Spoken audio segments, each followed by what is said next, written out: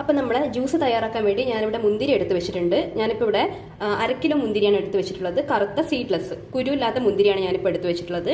ഇത് ഞാനൊരു 2 മണിക്കൂറോളം 2 ടീസ്പൂൺ നമ്മളെ വിനാഗിരിയിൽ മുക്കി വെച്ചിട്ട്, വിനാഗിരിയിൽ കുറച്ച് വെള്ളം ഒഴിച്ച് മുക്കി വെച്ചിട്ടുള്ളതാണ്. എന്താണെന്ന് വെച്ചാൽ നമ്മൾ കടയിൽ നിന്നൊക്കെ വാങ്ങിക്കുന്ന മുന്തിരിയല്ലേ, അപ്പോൾ അതിൽ കുറേ പെസ്റ്റിസൈഡ്സ് ഒക്കെ അടിച്ചിട്ടുണ്ടാവും. അപ്പോൾ അതൊക്കെ ഒന്ന് മാറി നല്ല ക്ലീൻ ആയിട്ട് കിട്ടാൻ വേണ്ടിയിട്ടാണ് ഇങ്ങനെ ചെയ്തിരിക്കുന്നത്. അതിനുശേഷം ചെറു ചൂടുവെള്ളത്തിൽ 2-3 പ്രാവശ്യം കഴുകിയെടുത്തത് കൂടിയാണ്.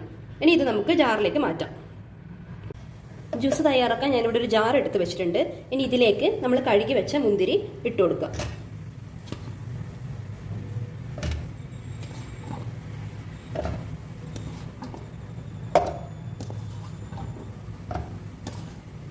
അപ്പോൾ കഴുകി വെച്ച മുന്തിരി ഞാൻ ഇതിലേക്ക് ഇട്ട് കൊടുത്തിട്ടുണ്ട്.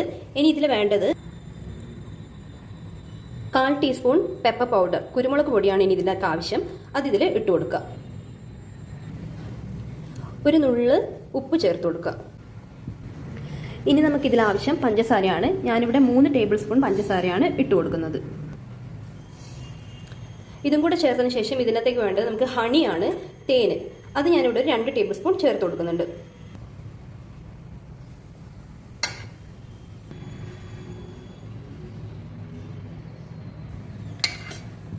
ഇതൊക്കെ ചേർത്തതിന് ശേഷം നമുക്ക് ആവശ്യത്തിന് വെള്ളം ഒഴിച്ചു കൊടുക്കാം.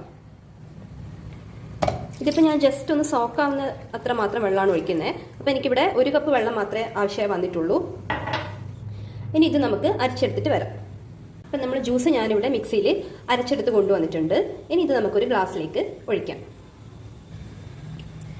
ഞാനിപ്പോൾ ഈ ഗ്ലാസ്സിലേക്ക് നമ്മൾ അടിച്ചു വെച്ച മുന്തിരി അരിച്ചെടുക്കാൻ പോവുകയാണ്.